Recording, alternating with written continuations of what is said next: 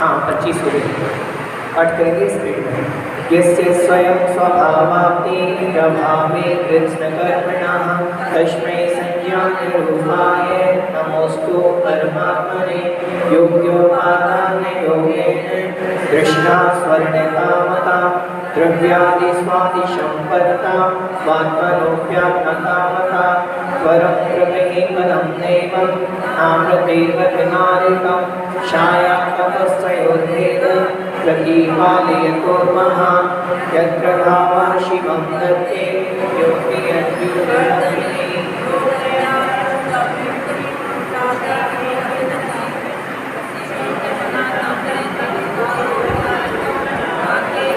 नाके नाकौ कशांशोऽप्य नाके नाकौ कशामिव हास्य नामान्यमेकैकैः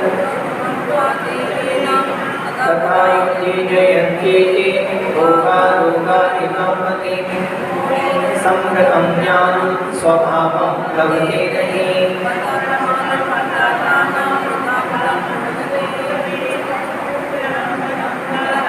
पुत्राः मित्राणि सत्प्रभा सर्वकान्यस्वभावानि मूढस्वानि प्रपद्यते दिग्देशेभ्यः तदानेत्य शम्भशक्ति नगे नगे।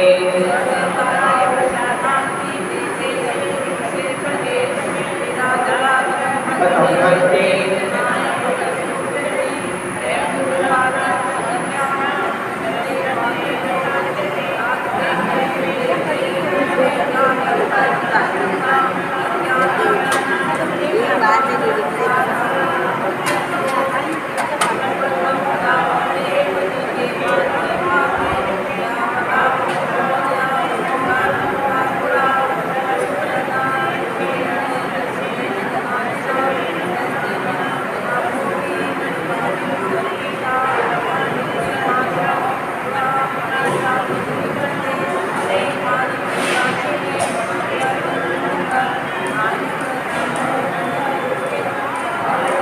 दीक्षयोत्कर्ष हेतुं कालस्य निर्ममः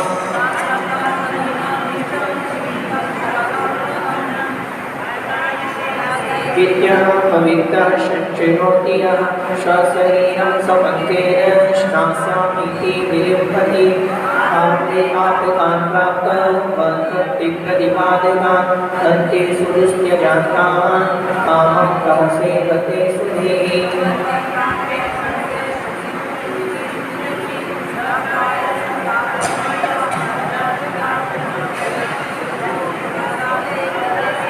तज्जीवस्यापकारकं यद्देहस्योपकाराय तज्जीवस्यापकारकं दिव्यः पितः पिण्ड्यात्मखण्डितं ध्यानेन चेदुहे लभ्ये वाक्रियन्तां विवेकिनः वेदं सोऽव्यक्तस्तनुमात्रो निरत्ययः अत्यन्तशोभ्यमानात्मा लोकालोकविलोकिनः संयम्य करणं ग्रामं मेकाग्रत्वेन चेतसः मान्मात्रवाध्याये तात्मनैवात्मनिस्थितम् अज्ञानोपास्तिरज्ञानं ज्ञानं ज्ञानी समाश्रया ददाति यत्तु यस्यास्ति शुभ्रशुद्धमिदं वचः परिशहाद्यविज्ञानं दास्यवश्ये निरोधिनी जायते ध्यात्मयोगेन कर्मणामासु निर्जरा कटस्य कर्ताहमिति सम्बन्धः स्याद्वयो ज्ञानं ज्ञेयं यदात्मैव सम्बन्धः कीदृशस्तदा। हमने 25 छंद पढ़ लिए थे।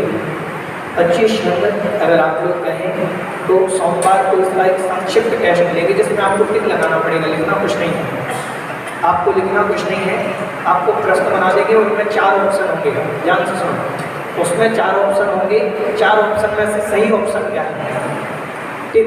हाँ, तो वो टेस्ट ही है लगभग, उसमें हो सकते हैं 50 क्वेश्चन सोमवार को। क्यों, हो सकता है आराम से, ठीक है। चलिए देखते हैं। हाँ देखिए इधर अगला शब्द, यहाँ पर पिछले 2 छंदों में आचार्य महाराज ने ये बात कही थी कि परिचय आदि को सहन करने से कर्मों की निर्जरा होने लगती है, और निर्जरा होने से जब आत्मा के द्वारा आत्मा को जानता है, वहाँ कोई आपस में संबंध नहीं होता। बोले शिष्य प्रश्न करता है कि महाराज आपने ये तो बता दिया कर्मों की निर्जरा, कर्म बनते कैसे ये तो बताओ पहले। जब निर्जरा हो रही है तो पहले बंधे होंगे। जो चीज़ हमारे पास है, जिनकी निर्जरा हो रही है, वो पहले बंधे होंगे, तो वो बंधते कैसे हैं पहले ये तो बताओ। आपने निर्जरा की बात कह दी कि निर्जरा हो जाए, पहले ये तो बताओ हमने बांधे कैसे हैं और बनते कैसे हैं कर्म। वो चीज़ यहाँ पर बता रहे हैं। वध्यते मुच्यते जीवः सममो निर्ममः क्रमात् तस्मात् सर्वप्रयत्नेन निर्ममत्वं विचिन्तयेत्। निर्ममत्वं विचिन्तयेत्, निर्ममत्वं विचिन्तयेत्। ठीक है, बोले की बात। वध्यते मुच्यते जीवः सममो निर्ममः क्रमात् तस्मात् सर्वप्रयत्नेन निर्ममत्वं विचिन्तयेत्। वध्यते मुच्यते जीवः सममो निर्ममः क्रमात् तस्मात् सर्वप्रयत्नेन निर्ममत्वं विचिन्तयेत्।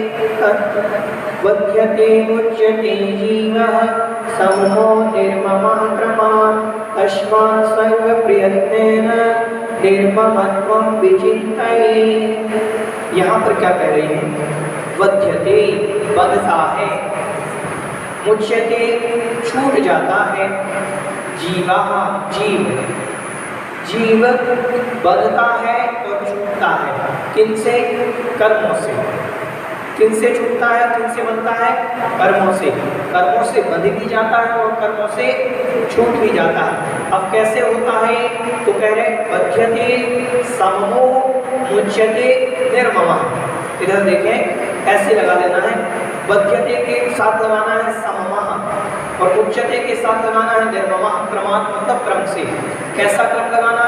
बध्यते के साथ सममः, मुच्यते के साथ निर्ममः। क्रमात् क्रम से। क्रम से ऐसा जानना कि बध्यते मतलब बनता है और जीव, जीव बनता है। कैसे बनता है? सममः। सा मतलब सहित होने पर। किसके सहित होने पर? ममः। ममः मतलब ममत्व भाव के, राग और द्वेष के। ममत्व भाव क्या है? राग द्वेष। तो राग द्वेष के होने पर, ममत्व सहित परिणाम होने पर यह जीव बध्यते बंधता है। जैसे ही राग द्वेष करेगा, जीव के अंदर कर्मों का आश्रय होगा, जीव कर्मों से बंधेगा। समझ में आ रहा है? जैसे जैसे राग द्वेष होगा वैसे वैसे कर्म बनेंगे। हम यहाँ पर बैठे बैठे राग द्वेष कर रहे हैं, चाहे भगवान से ही क्यों ना कर रहे हो, वहाँ कर्म बनेंगे। तो कर्म बनते हैं। अब वो कर्म अच्छे बने बुरे बने वो अलग चीज है, लेकिन कर्म का आश्रय बद्ध सममः ममत्व सहित परिणामों के साथ होते हैं। राग और द्वेष होगा तो कर्म बनेंगे।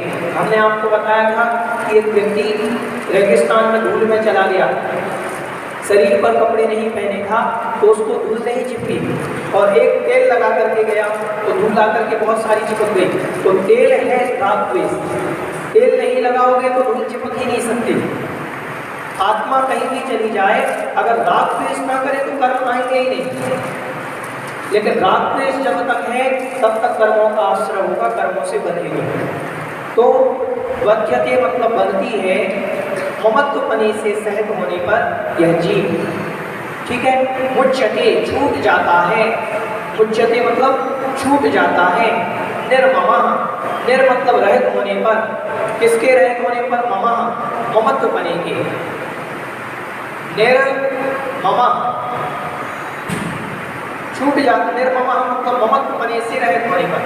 जैसे ही राग द्वेष नहीं रहेगा तो यह जीव छूट जाएगा। किनसे? कर्मों से। वहां पर राग द्वेष ना होने के कारण कर्मों का आश्रय होगा ही नहीं। कर्मों का आश्रय नहीं होगा तो कोई ना कोई क्रिया वहां होगी। जहां राग द्वेष नहीं होता है, आत्मा में स्थिर परिणाम हो जाते हैं तो निर्जरा होने लगती है। तो कर्मों की निर्जरा भी हो जाएगी निर्ममत्व बने से, और राग द्वेष नहीं होगा तो नए कर्म भी नहीं आएंगे, तो दोनों काम हो गए। तो उनके कारण यह छूटता है इनसे, कर्मों से। आगे कहा क्रमान, ये क्रम लगा लेना कि बध्यते के साथ निर्ममा, मुच्यते के वो बध्यते के साथ सममो और मुच्यते के साथ निर्ममा, ठीक है। तस्मात् इसीलिए, तस्मात् मतलब इसीलिए, सर्व प्रयत्न ने सारे प्रयास करके जैसे बने वैसे करना, जैसे बने वैसे करना, निर्ममत्वम, निर्ममत्व बने को विचिंतित, चिंतन करना चाहिए या उसकी इच्छा करनी चाहिए कि मैं निर्ममत्व हो जाऊं, मैं राग द्वेष से रहित हो जाऊं, मैं मोह परिणाम से रहित हो जाऊं, ऐसा चिंतन करना चाहिए और इसकी ओर अग्रसर होना चाहिए। समझ में आया? जैसे जैसे राग द्वेष की वृद्धि होगी वैसे वैसे आश्रम होगा, और जैसे ही राग द्वेष कम होगा आश्रम कम होगा। हम मान लीजिए यहाँ बैठे हैं, मंदिर में हमें 17 प्रकार की चीजें दिख रही है, उनमें हमारा राग हो रहा है, द्वेष हो रहा है, और कोई कोई चीजों से न राग है न द्वेष है। जैसे हम ट्रेन में जा रहे हैं, ट्रेन में जाते समय इतने सारे लोग होते हैं ना, उनसे हमारा राग होता है ना द्वेष होता है। अब तुमसे थोड़ा बहुत जुड़ाव हो जाए, थोड़ी सी बहस हो जाए तो वहाँ राग द्वेष होने लगता है। बाकी के ट्रेन में इतने सारे लोग हैं, एक साथ चल रहे हैं, कोई राग द्वेष उन संबंधी आश्रम हमें नहीं होगा। क्यों नहीं होगा? क्योंकि उनके प्रति हमारा निर्ममत्व बना है, उनके प्रति ना हमारा राग है ना द्वेष है। और जैसे ही राग होगा, जिस ट्रेन पर हम जिस सीट पर बैठे उस सीट से भी राग हो जाता है, ये हम वहाँ तक जा रहे हैं, कहाँ तक के लिए वो मेरी है, तो उस पर अगर कोई आकर के बैठता है तो हम कहते नहीं उठिए, तो राग हो गया, तुरंत वो आश्रम का कारण बनेगा। राग है, राग है, रिजर्वेशन तुमने कराया, उस सीट को फिक्स कर दिया, ये मेरी सीट है। अब जब तक मैं अपनी मंजिल तक नहीं पहुंच जाता तब तक वो मेरी सीट है, तो मेरी सीट होने के कारण उसमें ममत्व बना गया। मेरी कहाँ है? तो सरकार की, लेकिन उसमें एक अधिकार जमा दिया कि हमने पैसा दिया है, ये अधिकार हो गया मेरा, तो इससे हमारे तुरंत आश्रय होता है। और जैसे बाकी की सीटों से कोई राग द्वेष नहीं, कोई आगे बैठ जाए हमको कोई मतलब नहीं, कौन आ रहा है कौन बैठा, हमारी सीट पे नहीं बैठना चाहिए कोई भी। हमारी सीट पर आकर के अगर कोई बैठता है तो राग द्वेष होगा, किसी और की सीट पर बैठे कोई दिक्कत नहीं होती। बिना रिजर्वेशन के जाओ, जो मिले वो बैठ जाओ, नहीं मिले तो ठीक। तो एक सुविधा, कहीं भी किसी भी चीज़ में अपन राग द्वेष लगा सकते हैं। हम जहाँ भी जा रहे हैं हमारा कोई मतलब नहीं है, हम मूवी देखने जाते हैं, हमने मूवी देखी हमारा राग हो जाता है, जो हमारे वो है हीरो है उनसे राग हो जाता है, विलन से द्वेष हो जाता है। हमारा ना उनसे लेना है ना देना, तो फिर भी राग द्वेष हो गया, वो हमें अच्छे लगने लगे, इनसे द्वेष हो गया। ऐसा होता कि नहीं होता? हमारा उनसे कोई लेना देना है, हमें उनसे कुछ मिल रहा है, नहीं मिल रहा, फिर भी राग है, तो ये व्यर्थ का राग है, ये नहीं करना चाहिए। जहाँ जहाँ हमें लग रहा है कि हम व्यर्थ का इसमें राग कर रहे हैं, हम व्यर्थ का इसमें द्वेष कर रहे हैं, वो हमें नहीं करना चाहिए। जहाँ जहाँ लगे कि हमें इनसे कुछ लेना देना है नहीं, क्यों हम द्वेष करें, क्यों हम राग करें, तो ये सारी चीज़ें वहाँ हम कम कर सकते हैं, तो उतना आश्रय कम होगा। अभी इस अवस्था में हमारे निर्ममत्व बना नहीं आ सकता, ये वक्त की बात है। बिना मुनि बने बिना, बिना आत्म ध्यान की अवस्था बने बिना निर्ममत्व बना नहीं आ सकता। लेकिन जैसे साधु हैं, साधु बन गए, उनके घर से ममत्व बना छूट गया, उस संबंधी आश्रम नहीं होगा, क्योंकि उनको घर में राग नहीं, न द्वेष है घर वालों से, तो ये सारी चीज न होने से उनका घर संबंधी राग नहीं होगा, न कर्म का आश्रम होगा। समझ में आ रहा है? इस प्रकार से समझना। तो कर्म कैसे बनते हैं? ममत्व बने से, राग द्वेष की परिणति से। राग द्वेष के हमने आपको भेद बतला दिए थे, कितने प्रकार के, हमने आपको 13 प्रकार के भेद बतलाए थे, टोटल 25 हो गए थे कसायों के माध्यम से, तो वो 25 कसाय ही राग द्वेष हैं, बस इतना समझना। तो जितनी हम कम करेंगे उतना राग द्वेष हमारा कम होने से आश्रम कम होगा। पूरी जगत कल्याणी द्वादशांग जिनवाणी माता की जय। बोधि समाधि परिणाम शुद्धि स्वात्मोपलब्धि शिवशोक्य सिद्धि चिंतामणि चिंतित वस्तुदानि वामवंदे मानस्य ममास्तु देवी नवाभ्यवतार।